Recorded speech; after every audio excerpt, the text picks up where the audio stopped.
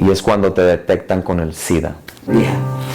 Ese tiempo, hermano, fue un tiempo de batallas, un tiempo de muchas luchas, porque realmente es algo que era impactante, porque no creo que haya aprendido a clamar tanto a Dios como en esos tiempos de tribulación. Vengo de una familia disfuncional, una familia que estaba rota prácticamente. A mi madre no la conocí, no crecí con mi madre. Ella se fue cuando yo era muy pequeño, de meses tal vez. Mi papá se casó cuando yo tenía tal vez solo 5 años, 6 años. Él decidió tener una relación separada. Entonces básicamente yo me crié con mis hermanos y con las pandillas de la calle. Entonces encontré una familia prácticamente a las afueras de lo que era mi casa. Y me refugié mucho en esas pandillas que eran personas adultas, eran personas con malicia, eran personas que tenían una vida en las calles. Entonces me refugié en ellos y empecé a vivir una secuencia diaria. Con ellos yo estaba en las calles, llegaba a dormir a mi casa, pero todo el día pasaba con ellos. Entonces mi vida empezó a corromperse desde muy pequeño. ¿Qué edad tenía, brother, cuando se fue a las calles? Aproximadamente mi vida, cuando yo andaba en las calles, era de 7 años, 8 años, yo empecé a estar en las calles. Yo empezaba ya a convivir con gente que tenía malicia, a conocer muy temprana edad lo que es ese tipo de cosas. Amén, hermano. Wow. Entonces, ¿y cómo es el proceso? ¿Cómo empieza a descubrir lo que es la droga, las pandillas? ¿Cómo fue ese proceso? ¿Cómo entró? ¿Y qué edad tenía cuando recién probó por primera vez lo que era la cocaína?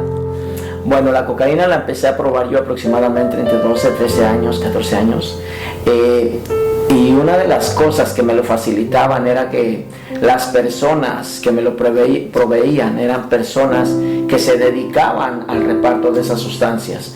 Entonces, básicamente para que yo me pudiera adaptar dentro del medio en el que ellos vivían, yo era la persona que transportaba básicamente en pedazos de carne, en rollos de carne, la cocaína, la iba a recoger a cierto lugar, no atraía la atención. Entonces yo llegaba con los paquetes de carne, porque los sacaba de una carnicería, iba, los recogía en una carnicería y se los llevaba a la persona que me mandaba a ese lugar y se los entregaba. Entonces básicamente me daban una recompensa económica muy mínima, pero como yo no tenía algún sustento en la vida, prácticamente era bastante para mí. Ese poco dinero que yo adquiría era algo que me emocionaba a mi corta edad. Entonces cuando fue una secuencia 7, 8 años, 9 años, 10 años, cuando yo llegué a los 12, 13 años, fue algo que les causaba gracia a ellos ver cómo un niño tan solo de 13 años podía consumir la cocaína, y era un chiste para ellos ver a un niño drogado. Entonces se les hacía algo que les causaba gracia, pero para mi vida era algo a lo que yo me estaba acostumbrando. Antes de que conocieran al Señor, ¿cuál era el estado moral y psicológico dentro de su matrimonio? Ya tenían una hija ya de 13, 14 años para entonces. ¿Dónde vivían? Trabajábamos ambos, pero el dinero no nos rendía. Llegamos aquí y no teníamos dónde vivir. Y después de cierto tiempo que nosotros nos movimos de un departamento a otro, llegamos a vivir a una sala. Esa sala nosotros no teníamos dinero para pagar. Esa sala nosotros nos prestaban y nos dejaban dormir en lo que era la sala y en el suelo. Una de las razones que era de un matrimonio que tenía hijos, y nosotros veníamos con una hija. Entonces era tan difícil para nosotros el poder subsistir aquí en Estados Unidos, donde dicen que se barren los dólares. Sí.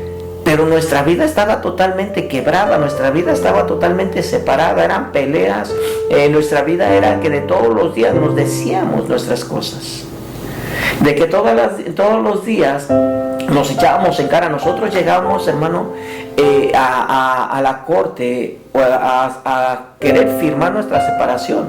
3 ocasiones. O sea que en realidad las cosas estaban tan mal que ya habían decidido la separación. Sí.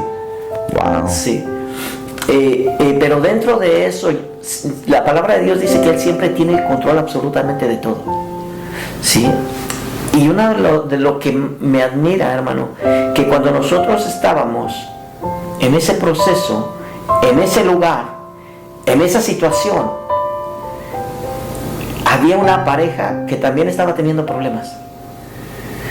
Y hubo unos hermanos que se tomaron el tiempo, unas personas que llegaron a hablarles del amor de Dios a ellos, no a nosotros, a ellos.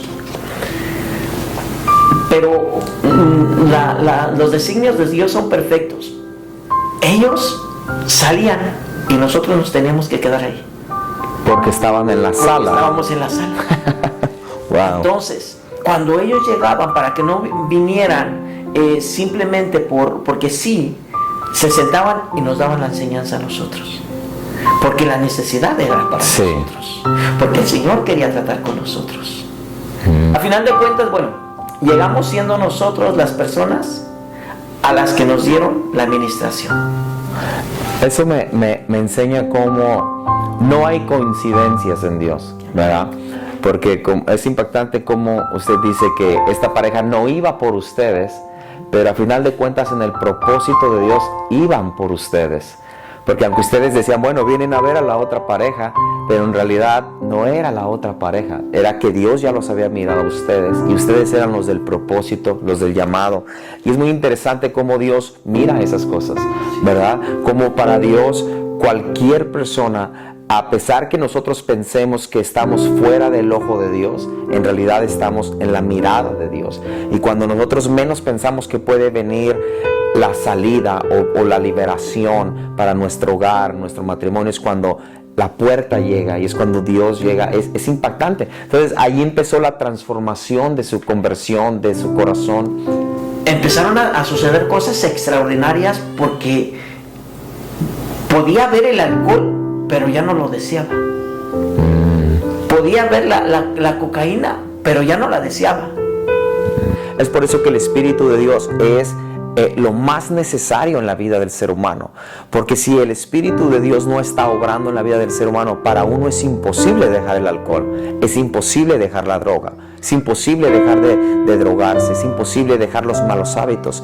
Pero es cuando el Espíritu de Dios llega a la vida de una persona que Él en nuestra debilidad nos hace fuertes, y entonces es ahí donde empieza a trabajar Dios, y es donde el hombre tiene la fuerza o la convicción necesaria de dejar las cosas. Es impactante, es impactante eso. Entonces ahí es donde ustedes son moldeados por Dios, en esa sala. En esa sala, efectivamente. Dios te empieza a quitar la droga, te empieza a quitar los hábitos, empieza a restaurar tu matrimonio. Después de estar cerca de los divorcios, empieza a restaurar la confianza, la fidelidad, todo eso. Y cuando todo parece bien es cuando, tengo entendido que es cuando después de 3 años de conocer al Señor y que Dios estaba haciendo maravillas extraordinarias, viene una prueba extraordinaria, ¿verdad? Sí. Y es cuando te detectan con el SIDA. Yeah. Ese tiempo, hermano, fue un tiempo de batallas, un tiempo de muchas luchas, porque realmente es algo que era impactante, porque no creo que haya aprendido a clamar tanto a Dios como en esos tiempos de tribulación. Y comenzó cuando, básicamente, como todo buen latino, siempre en los hospitales yo tenía una deuda muy grande en los hospitales. Aquí en Estados Unidos, y yo rehuía de las llamadas, yo rehuía de las cartas, y me llegaban cartas en mi casa, no las leía, las rompía porque me estresaban, y desafortunadamente esas cartas eran señalamientos de que yo tenía que irme a hacer exámenes. Me empezaron a llegar aproximadamente en el 2011, como en diciembre. Fueron 3 o 4 meses de agonía, hermano, donde esas cartas me empezaban a decir que yo tenía que ir a cierto hospital a hacerme un examen de sangre. que lo requería, que era urgente, que me comunicara. Recibía llamadas. Cuando yo escuchaba que era de cierto hospital, yo colgaba. Yo colgaba. Fue necesario que pasara todo diciembre y que pasara todo enero para que yo pudiera, la persona que me localizó, me pudiera decir directamente: tú tienes un problema muy fuerte, te tienes que hacer exámenes. Y aún con todo eso que me dijo, yo quería alguna prueba que me dijera: ¿cómo crees? Demuéstrame. Entonces, esa primera cita que tuve con esa persona me enseñó unos papeles en los que aparecía mi nombre y aparecía VIH positivo. Y era algo que impactó mi vida, porque realmente, como sabemos, humanamente no hay una cura. No hay una cura. Y venía a mi mente la situación de mi esposa y de mi hijo. Porque mi esposa en ese tiempo estaba recién embarazada. Lógicamente, se sabe que cuando uno tiene relaciones sexuales o está con su esposa, lógicamente es una enfermedad que se transmite. Entonces, esa primera imagen que vino a mi mente fue pensar en ellos. Fue pensar en ellos. Y yo me convertí en un niño. En un niño, mi corazón se quebró, mi mente divagó. Yo me sentía entumido, hermano. Me sentía entumido, me sentía fuera de mí. Cuando yo llegué al lugar donde estaba mi esposa, yo tenía un temor tan grande de contarle a ella la situación. Y yo le dije: ¿sabes qué? Quiero decirte algo, pero no sé cómo decírtelo. Y ya vino la persona, porque yo le dije que iba a ir a ver a la persona. Dice: ya fui a ver a la persona, pero ¿qué crees? Entonces le digo: me detectaron VIH.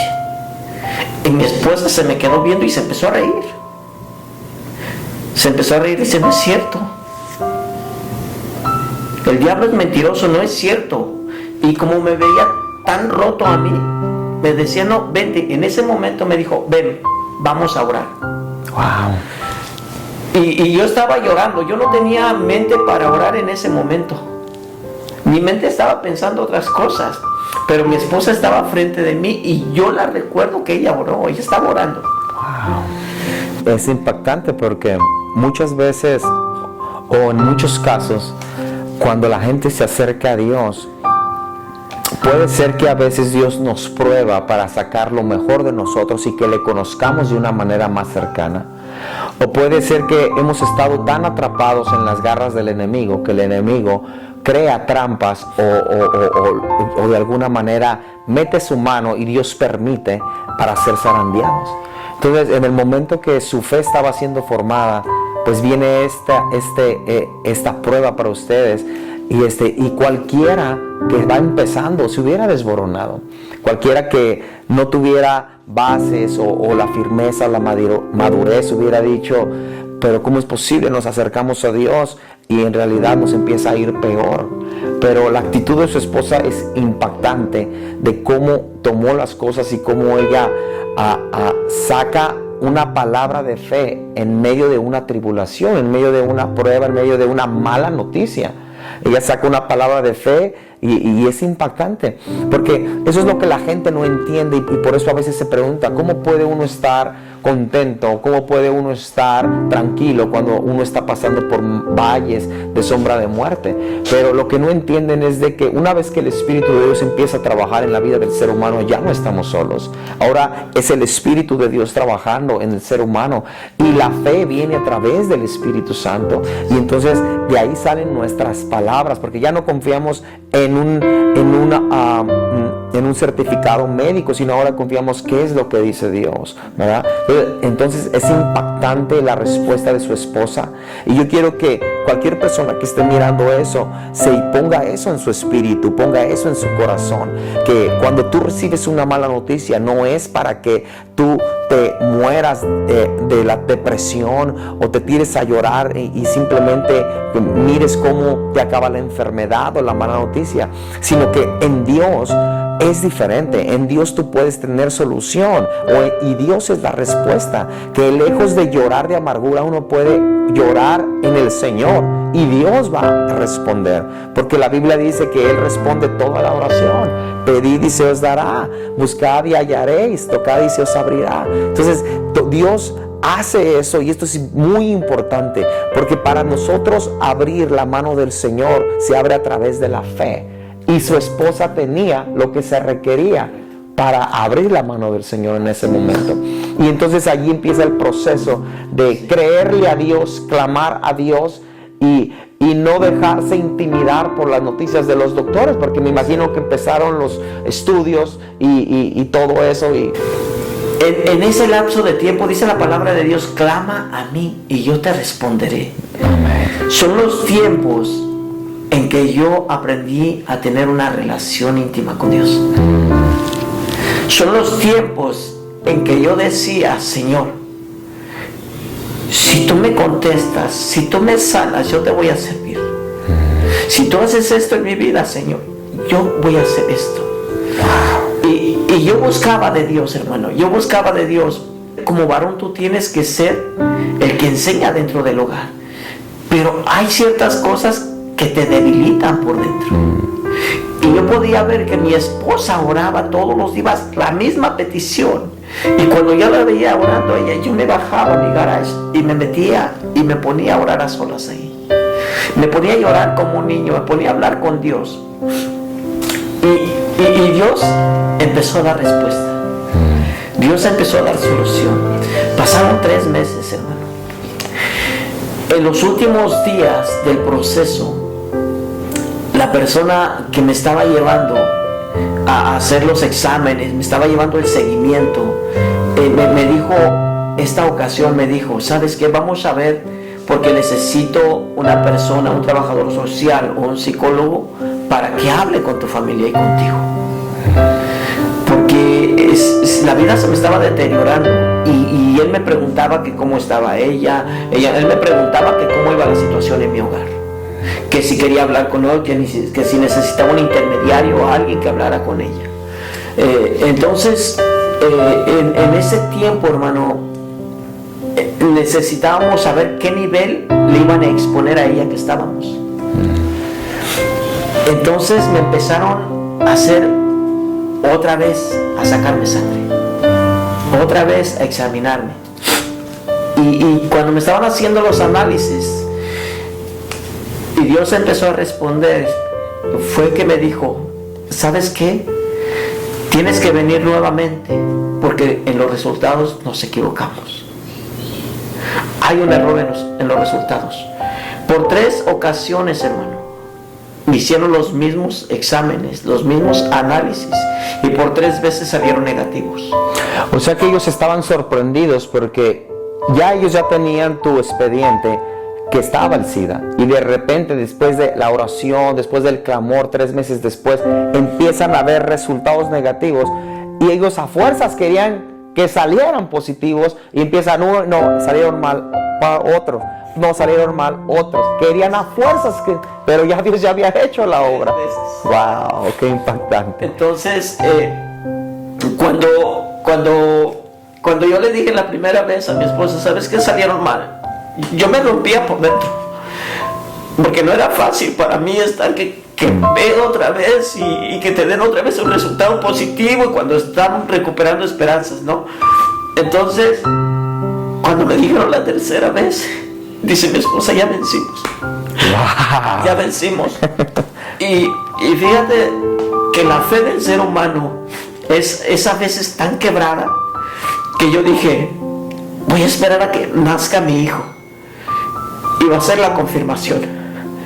Cuando mi hijo nació y le sacaron sangre, dice: está totalmente bien. Wow, gloria a Dios. Es la confirmación que yo estaba esperando de Dios. Wow. Qué tremendo, qué tremendo. Qué extraordinario. Qué extraordinario. Si tú estás mirando esto, yo te digo, qué extraordinario. Nosotros servimos a un Dios de poder. La gente muchas veces cree que es mentira, que Dios no puede sanar, que Dios no puede hacer un milagro, pero en realidad todo hombre que se acerca a Dios, todo hombre recibe algo de Dios.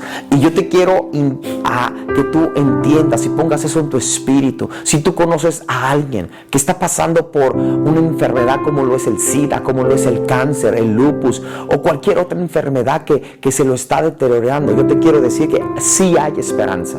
Cristo es la esperanza. Y tú puedes estar mirando a alguien que puede testificar lo que Dios hizo en su vida.